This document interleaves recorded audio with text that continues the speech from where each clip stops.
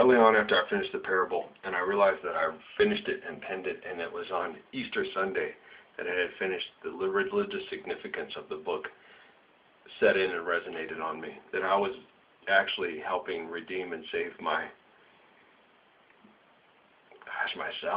but my uncle, it was hard to conceptualize when you sit down and you realize the magnitude of what you just done, because of all the things that people have done in the name of religion and misappropriating it, misusing it, and the beginning of the book and when the typed version and the intro, it's very intense, it's very beautiful, and it's very amazing.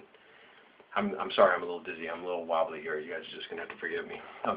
Once completing it, Amy was cheating online with Muslim men that called themselves Muslims, most likely, because real Muslim men would direct her back to her husband and say, what's going wrong, and why don't you work out things with your husband because you have children? But they were like, oh, well, he's not a Muslim, there's your problem. He considers himself more of a Buddhist than he does a Muslim.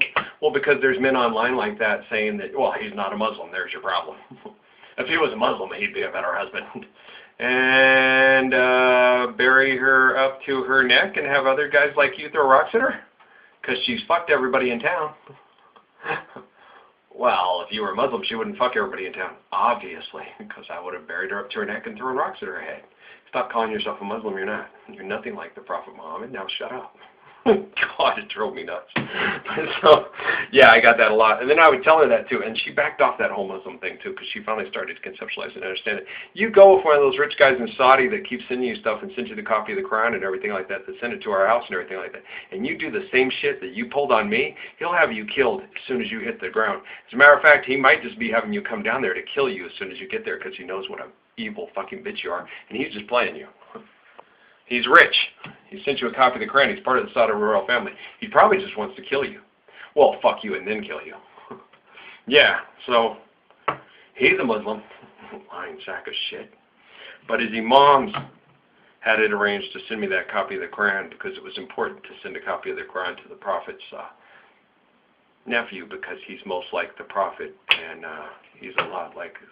He's the 22nd and he's a Redeemer, and that's just the way it is. And true Muslims understood this, ascertained it, and sent me that copy of the Quran, which I sent those copies of the Quran that they sent me with Patrick to Oklahoma to keep them safe, because he would keep them safe, because my family would obviously have thrown them in the trash, because they threw my English copy away, they threw my New Living Translation away, and they threw my 3-in-1 away, because they just wanted me to read the King James Version.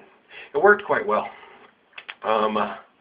Because it was fulfillment of that, to show them what they value, to show them I could take. I told them this right at the beginning of the ministry. I said, if you come with that book, I saw it in a Billy Jack, and I also saw it in a Lou Leach movie with Lee Van Cleef, and it was called Stranger and the Gunfighter. So I saw it in 2 movies, and it was a math equation. I figured it out in Sierra Vista because I was with other math equators and fighters, and they wanted to come analyze with me. It's a math proof, okay? You're standing there, the Westerner has his gun, or his Bible, or whatever he thinks is going to save him. He shoves it in your gut, and he goes, I'm going to blow your guts out. And the Easterner sits there and looks at him and goes, now what I'm going to do is I'm going to take this right foot, and I'm going to kick you on that side of your face, and there's nothing you can do about it. And the other guy goes, both men said that. And the Westerner, I'm going to blow your guts out. Like, no, because when I they're both holding the gun in the hand where the right foot is going to move the gun away from them. They're going to do it with enough speed and precision before you can press that trigger to go off, and they're at such close proximity. He's relying on that gun. The gun will not save him. The gun is going to essentially kill him, because he's relying on that gun to save him from his own stupidity. So, the leg will lift and move the gun away from him. If it does go off, it just may wound him.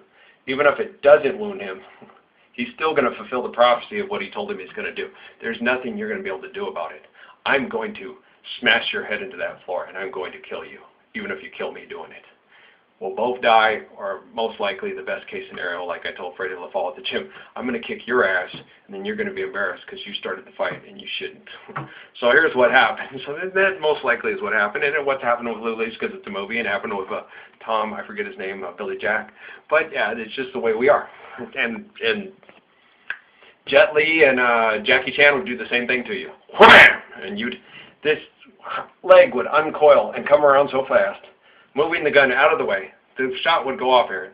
You would hit the ground, boom, like a percussion shock. Bam! Sitting there going, and now you've lost all control of your senses. That gun is now free. He could take it and blow your head off with it if he wishes to.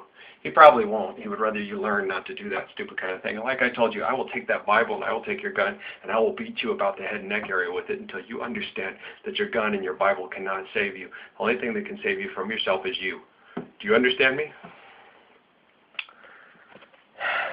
It's interesting stuff.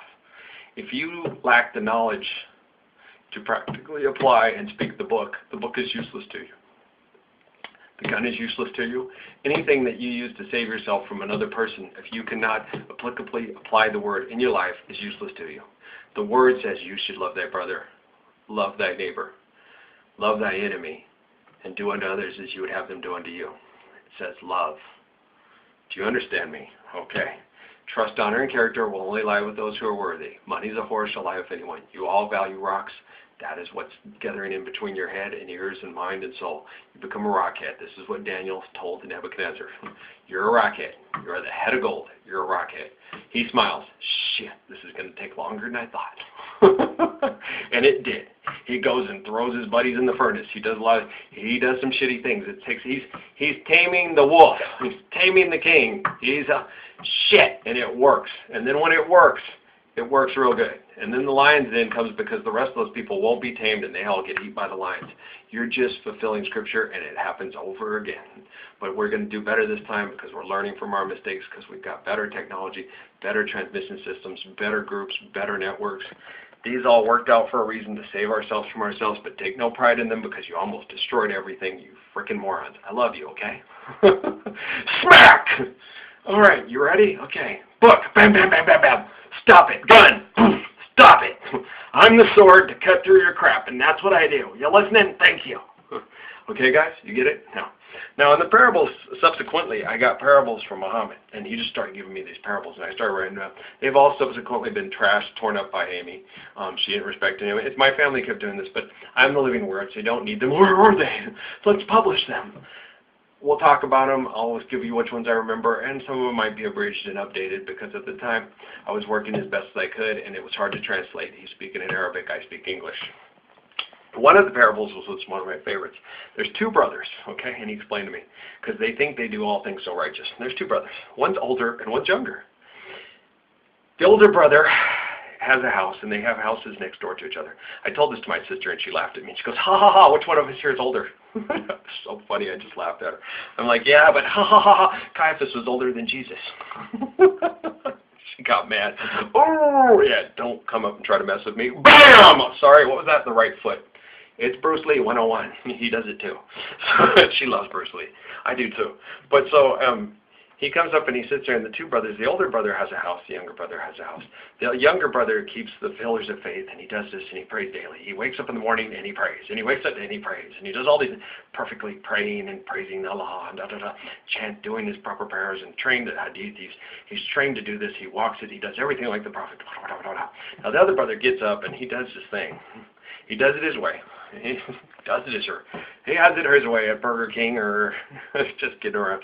But he does his way. But he has all these Baha'i over and these Buddhists and these homosexuals and these Mormons. And he's always over there and he's laughing. He's having a good time. He has this very familiar laugh. It's not like Burt Reynolds' laugh. I'm just kidding. It's a loud laugh. It's a good laugh and it's loud. It's a familiar laugh. And he's laughing. He's always enjoying life and having a good time with all these people that are infidels, you know. And they come over, and he's like, nah, and so one day, the younger brother comes over distressed because he's always praying. He spends most of his time praying for his brother's soul to be saved because his brother doesn't get it. He doesn't do everything he's supposed to. He doesn't follow the hadith properly. He's just really off. His brother needs saving. So this other brother who's praying all the time, spends most of the time worrying about his brother saving his life from his own decadence. So he comes over, brother, I worry about you. You don't pray right like we're taught by the prophets. You don't keep hadith right. You don't do this. The older brother looks at him. Please worry about me not. I pray, and I do things my way, and I do try to live the most righteous life I can, but I enjoy the Buddhist and the Baha'i and the Mormon and the Christian, and they come over, and I do see myself as a Muslim, but I see them as my brothers too. They follow their religions, and they do it quite well. They're fun. You ought to come over and enjoy yourself with us. We have a great time. It's really fun. You know, and I've been around, you know, I might have a little bit of, I learned a little bit in the 10 years that, you know, before you were born. There's stuff we had to move around. We were poor. We didn't live in this very village, and we moved from town to town to town, and all kinds of different people helped us, brother. So this is added to the parable. That's cool. Thank you, Mama. So I've learned everybody's been my brethren, and I've learned to appreciate them all. And even though I have my faith, I realize that their faith is not really too astray. As long as they believe in God, I can live with them, and I can love them and break bread with them. You're wrong, brother. I will go back and pray for you. So he goes back and prays. And so finally, the older brother is usually what's the case. He passes away before him. So he's always hearing this real familiar laughter. And then one day he listens and the laughter goes silent. And then he's distraught, you know. He's like, oh, my brother never changes his ways. He died and he never changes his ways. So he gets even further into his prayer and just praying and praying. And, you know, so finally one day he wakes up. And he's in this room, and it's this beautiful room. It's so cool. He's just like, wow, tapestries, all the things they told you about, where you'd end up. This is my bedroom that I prayed for. This is so cool. Okay, and then where's my answer? So out of the tapestry steps a man, and he goes, where are you? He goes, this is it. This is your here. This is your heaven. Oh, wow, great. Where's everybody else? Well, you lived alone, you died alone. Here you are. And he's all, okay.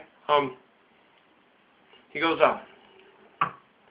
what about my brother? And he goes, what about my brother? I've always prayed about my brother. You know, what do I do there? He goes, well, if you move that tapestry aside. He goes, yeah, okay. Open a door. And as you open the door, he goes, you open the door, walk in there, and the answer to your prayers about your brother will be answered. And as he starts to open the door, he hears this old familiar laugh.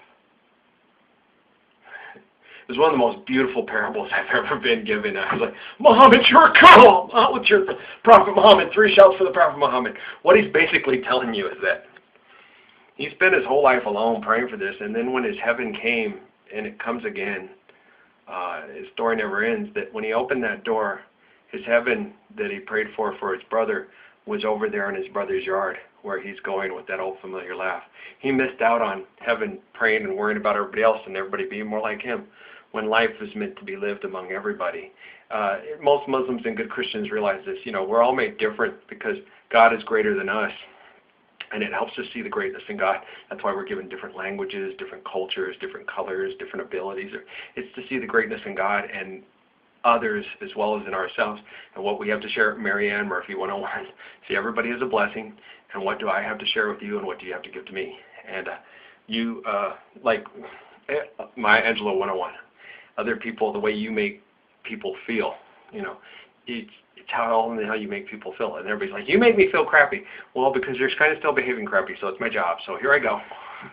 I have a real tough job. I'm sorry. I love it, but I hate it, and I hate it more than I love it. When it's hell-like, when it's heaven-like, I love it. When it's hell-like, I hate it. I hate it as much as you do. You think I like telling you? You're being a fucking jerk. I hate you. Stop it. But there's a thin line between love and hate, but I haven't got apathetic about you. When you get apathetic about me, I have to just go. And that's when I get my cold Eblis kind of thing. I have to walk away, and I have to go, why? Because I have to make it through this. And I love you, and I wanted you to change, and you couldn't, and now it's killing me. And they told me that it kills you, and it should, because you're a part of me, and it hurts. You have no idea how much it hurts. That's why I have to cut myself. I have to just go. It's painful. Well, my lady knows that. Lady, when you're with me, I'm smiling. Yeah, she knows how I am. That's why she says that thing. It's like he gets grumpy and he gets angry and it gets sad, and it's fun to cheer up Ralphie. Because he's connected, and she connects to it, and then she gets sad too, so she has to cheer up Ralphie in order for her to feel happy again too, or if we sit around we get too sad. That's why she's mine and I'm hers. I cheer her up, she cheers me up. I keep her from killing people, she keeps me from killing people. She's my check and balance. I want to kill him, you can't. But I want to kill. You haven't seen it through the thing? I want to kill Mark, she wants to kill Amy. He hurt you, I want to kill him. She hurt you, I want to... And then it's funny because then we both collect each other. It's like, oh, he's kind of cool. I see why you fell in love with him. I like that song. It's like, oh. So we help each other, and then she goes, well, she's funny. That is funny when she spilled it. I like Dumb and Dumber too. I like Jim Carrey. Get over it, Jim. She's cool. And so we come back and it's like, you should really make up with Mark and be a buddy with him. I don't want to make up with him. I can't stand him. You should really make up with Amy and be a buddy with her. No, she can go fuck off and die. I hate her. God dang it. Woman, don't make me be friends with her. She's gotten better. Don't make me be friends with him. No, he's kind of cool. I'm going to go hang out with him. No, he'll get you into trouble. Not anymore. I'm having a real effect on him. Well, Max prayed. Emmy did too. Emmy and Max. And Emmy and Kate has a constant state of prayer. Noah does too. So our kids are praying real well because they were taught to have active state of positive thinking, which is a state of prayer. And so they're helping repair relationships between their parents, even though they're not supposed to be together. Because Kate and Emmy both told me, no, this is going to be your wife. Well, she's pretty. What do you have to do? I have to go get her. I'm all like, nah, Kate, wait a minute. No. Daddy, you need a big girl. I'm Hiddle. You got to go get her. I got to go get this woman. Do you know who she is? And then when I talk to her, it's like, man, you're Jennifer Lopez. You're the Messiah. Get a fucking clue, Ralph. Okay, stop cussing it. Did you kiss your mama with that mouth? I'm going to tell your mama on you. You know what you're going to have to do then? We're going to have to do a text thing and make a deal. Are you going to do it? Huh? You going to do it? I like you. You're easy. So I know. Keith Carradine and the Commodores. I'm easy. I'm easy. You like Sunday morning, so all you people that do me wrong, I got to take off. But then the ones who do me right, I'm easy like Keith Carradine with her. Yeah, just don't do me favors. Let me watch you from a distance. And wait, because you're in Europe near, I find it hard to keep my head. Yeah, that's me with her. Good job, Keith Carradine. Nice song. Yeah, that's me with Jenny. I'm easy, Keith Carradine. Okay, I'm easy. Shut up. Just ask the dogs when I go walking. He'll let you lick his face. He's easy. You need toilet paper? I want your toilet paper money. Why? I want to go get some booze. Okay, here's my toilet paper money. Go ahead. I've got more. Get off. I'm not that freaking easy. It depends. If it's me and you can have the shirt off my back, you come up and you're going to say, I need your wife to fuck and your kids to kill and to rape, and now you're going to die. Sorry. Well, it's just, what about her? She's going to kill you even worse. Okay, stop killing her. Jada, stop. No, Jada, stop. Stop. Take him out and plan it. I'm going to plan them. Okay, just Jada. Missy, you got issues. You got anger issues. For such a tiny woman, you got a big temper. Knock it off. See, it's funny, man. Oh, come on, y'all. She's way cool. I knew from the very beginning when I finished the parable, I had this urge to take it to these two crazy people in the Los Angeles area. They have this very nice home. And I was like, maybe I could meet him at his golf course and hand it up to him and say, here, dude, could you just take and try? But then I thought about it and I was like, no, I can't do that. I'll get him killed. How do I get this? What's going on? I know these are for my vehicles. I knew who my vehicles were. Like I told you, I had Brad and Angie, and I was like, boom, boom, boom. And I knew, but I was reaching them. And then they were just following me. It's like, this is so cool. And it's like, and I'm watching these old feeds, and I'm like, now that was us yesterday. Now we're just like, okay. But there were still a lot of people that I still had to kick the Tully out of Tully. You have to prove it, prove it, prove it, prove it, prove it. He said he's the vehicle for God, omnipresence, omnipotence. God doesn't drive through you. It goes through that moron. The frog. You're being mean. Nice words. I can't use nice words. Why? Because he's telling you not to think. He's telling you that your God-given ego doesn't serve you well. Obviously, it's not serving you well. Why? Because you don't believe you're worth the life that you're living, and you think life sucks because you're never happy with it. I'm going to help you with your ego, and I'm going to help you think better. We're not thinking. You'd be wise to think you're not thinking. I'm so home. I can't believe I'm talking to you. No, it's me. I know people get that with me. Dude, it's all right. It's just me. But you're like Jesus. I know. It's cool, though.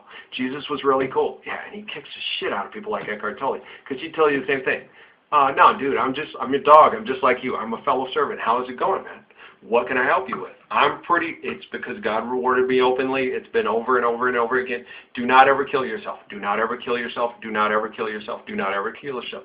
If you try to do it to promote yourself, in a transfiguratory or what they call reincarnation state, it's simply a temporary solution to a permanent problem. It's not a permanent problem, but you will make it seem like a permanent problem because you'll keep killing yourself and you'll come right back to where you started from.